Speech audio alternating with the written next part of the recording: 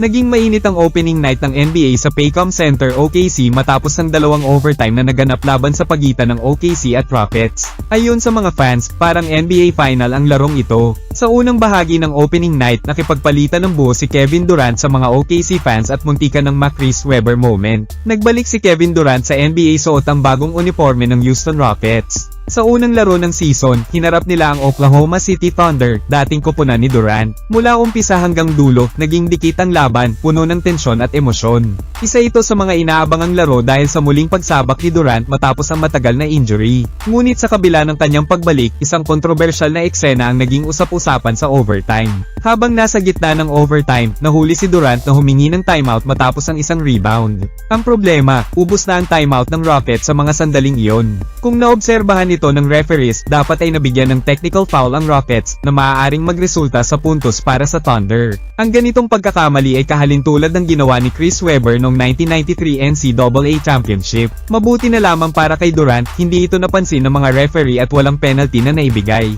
Dahil sa pagkakamaling hindi nahuli, nakatakas si Durant mula sa isang posibleng malaking kahihiyan.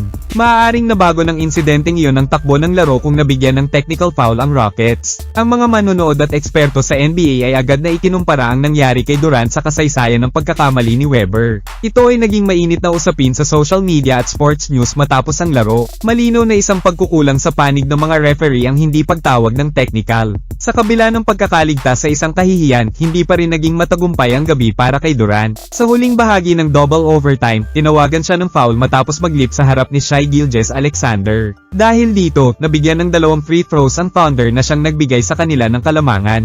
Sa bandang huli, natalo pa rin ng Rockets sa score na 128 over 126. Ito ay masakit na pagbabalik para kay Durant sa kabila ng kanyang magandang performance. Ang naging insidente ay nagsilbing paalala sa kahalagahan ng tamang tawag ng mga referee sa mahalagang sandali. Marami ang nanawagan sa NBA na mas paigtingin ang review system para maiwasan ang mga ganitong lapses. Para kay Durant, ito ay isang aral na kahit gaano kakagaling, maaaring magkamali pa rin sa pressure ng laro. Hindi rin nakatulong na ito ang kanyang unang laro bilang Rocket, kaya mas naging malaki ang epekto. Gayunpaman, marami pa siyang pagkakataon upang makabawi sa mga susunod na laro. Maraming naniniwala na makukuha ang kampyonato ng Rockets sa taong ito matapos makuha si Durant. Ipinakita nila ang malaking pag-usad noong nakaraang season sa pamamagitan ng solidong record at mataas na pwesto sa Western Conference. Malaki ang naitulong ng mga veteranong manlalaro tulad ni Kevin Durant at ng mas pinatibay na roster. Gayunpaman, may mga limitasyon pa rin ang kanilang koponan tulad ng kakulangan sa playoff experience at consistency sa laro. Bagamat contender na sila, hindi pa rin sila maituturing na paborito para magkampiyon ngayong taon.